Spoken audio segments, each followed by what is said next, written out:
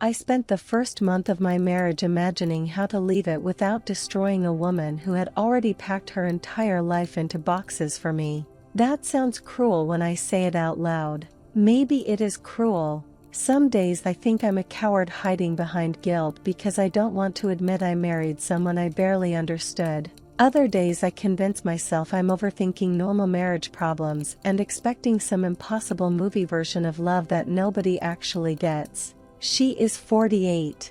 I'm 37. We met through one of those language exchange apps during the pandemic, back when everyone was lonely and talking to strangers online felt weirdly intimate. She lived in Florida then, though she's originally from Spain. I was in Arizona, sitting alone in my condo every evening after work, eating takeout containers over the sink because I hated dishes. At first it felt easy, not effortless exactly, but exciting in a way adult relationships rarely are.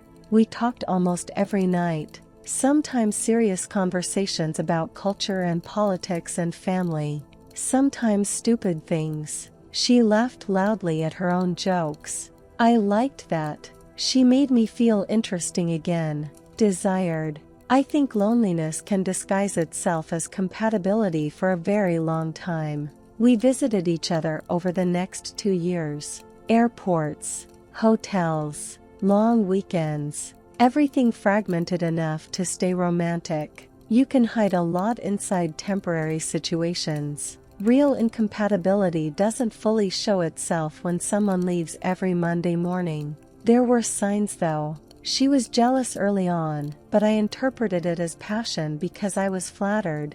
I hate admitting that. A woman caring that much about losing me made me feel important. My previous relationship had ended with emotional indifference so cold it almost embarrassed me. My ex cried once during our breakup, then asked if I could still feed her cat while she visited her sister. So when this woman looked upset because an old female friend texted me at midnight, part of me thought, finally, someone who actually cares. It sounds juvenile for a man my age. Maybe it is. The first time she asked me to block someone, I did it almost automatically. A friend I'd known since college. Nothing romantic had ever happened between us. Not even close, but my wife became quiet for hours after seeing our messages, then tearful, then distant. I remember feeling irritated and protective at the same time. I kept thinking, relationships require sacrifice. Then another friend disappeared from my life, then another. Each time, there was exhaustion attached to resisting. Long emotional conversations, suspicion. Questions that circled endlessly until I felt guilty simply for wanting friendships outside the marriage. The strange thing is she could also be deeply loving. That's what kept scrambling my brain. She'd wake up early to make coffee exactly how I liked it. She remembered tiny details about my childhood. She massaged my shoulders when I worked late. Sometimes she'd look at me with so much softness I'd feel ashamed for doubting us at all. People become harder to leave when they are not clearly bad. If she had screamed constantly or cheated or insulted me publicly, maybe I would have known what to do. Instead, I lived inside this confusing middle space where nothing felt entirely wrong but nothing felt peaceful either. After we got married, she moved into my place in Arizona. Before that, she'd refused to live together because of her daughter. She said she wanted stability and respect and proper commitment before blending lives. At the time, I admired that. Now I sometimes wonder if we skipped the most important stage entirely. Living together changed the emotional temperature almost immediately. I started monitoring myself constantly, not consciously at first. Small adjustments, deleting harmless messages to avoid arguments, mentioning female coworkers less often, avoiding eye contact with waitresses because I once noticed her expression harden over something ridiculous like that. One night we went to a barbecue at my friend's house. An old friend hugged me hello, completely normal. My wife smiled through the evening, laughed, drank wine, acted fine. Then we got home and she cried for 2 hours because she said the hug lasted too long. I remember standing in the kitchen at 1 in the morning thinking, what is happening to my life? But then guilt would rush in immediately afterward because she'd say things like, I'm afraid of losing you. That's all. And what kind of man gets angry at someone for loving him too much? That's how I framed it back then. Loving too much. I didn't tell my family how bad it was getting. I minimized everything. My mother asked once if I seemed happy and I answered too quickly, like a teenager lying about drugs. Of course I'm happy. Meanwhile, I had started driving around alone at night just to breathe without tension in the room. Sometimes I parked outside grocery stores for no reason. I'd scroll my phone, listening to podcasts I wasn't even paying attention to, delaying going home.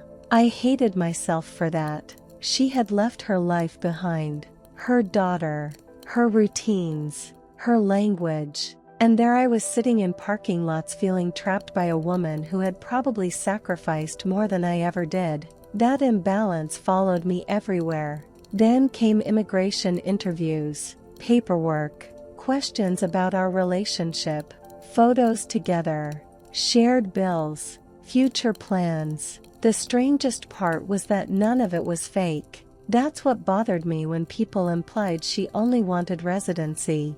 It simplified something that already felt painfully complicated. She had a home in Spain, professional connections there, family. She complained about America half the time anyway, especially Florida. No, she loved me. I believe that even now. Maybe that's why this hurts so much. 6 months into living together, she returned to Florida temporarily after another exhausting fight. I don't even remember what caused it. Something small that expanded into everything else. That started happening constantly. Every disagreement became connected to 10 older disagreements. Nothing stayed contained. Once she left, the apartment became unbearably quiet. At first I felt relief so intense it scared me. I slept diagonally across the bed, left dishes in the sink, met an old female friend for coffee without mentally rehearsing explanations beforehand. I also missed my wife almost immediately. That's the embarrassing truth.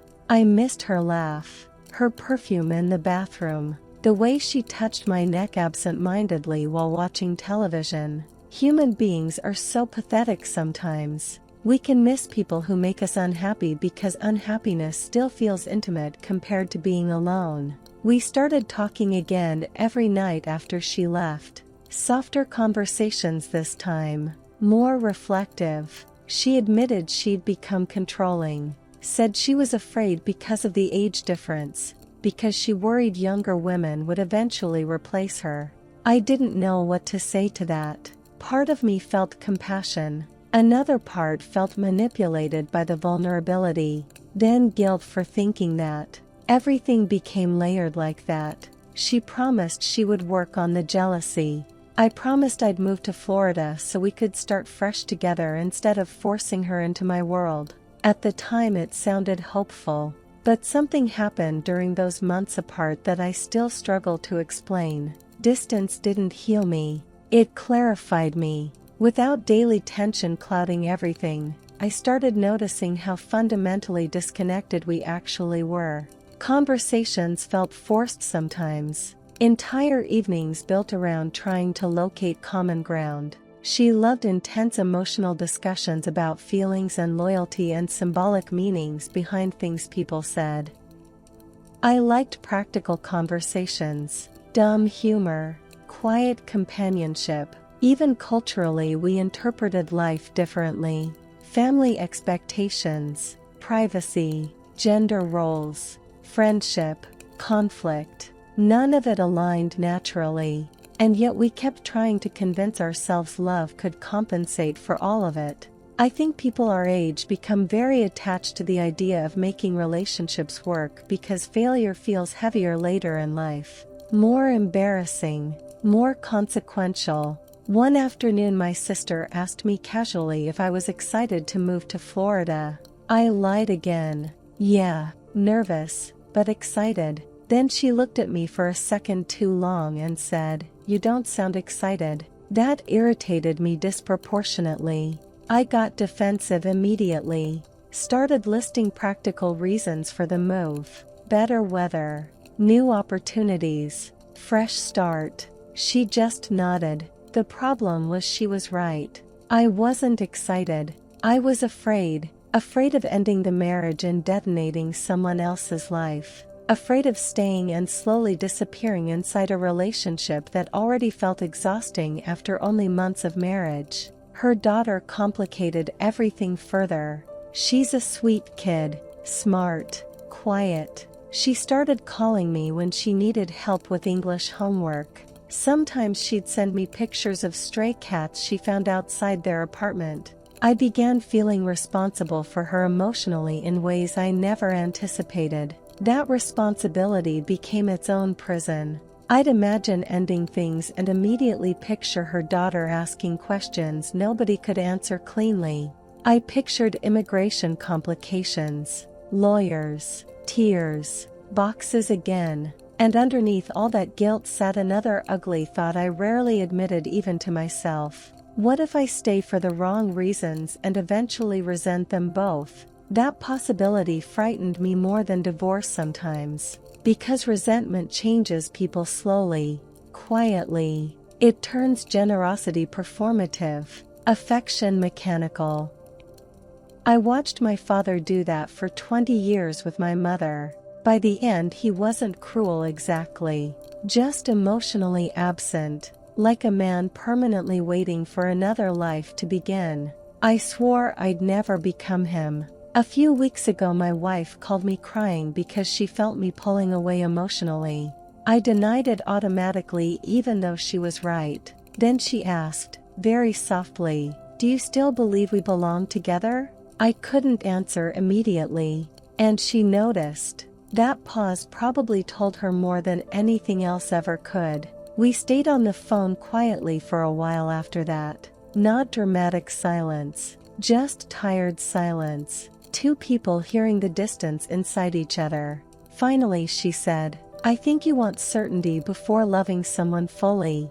Maybe. Or maybe I want peace and keep pretending conflict is passion because peaceful love feels unfamiliar to me. I honestly don't know anymore." The moving boxes are still sitting near my front door right now. Half packed, half avoided. Some days I tape them shut. Other days I unpack things again without fully realizing I'm doing it. I haven't made a decision. That's probably the worst part of this story. There's no clean ending, no wisdom, no dramatic betrayal. Just a man sitting inside the consequences of choices he made while lonely and hopeful and flattered and afraid of wasting love when it finally arrived. Sometimes I look at our wedding photo and feel tenderness. Sometimes I feel panic. Most of the time I feel both together.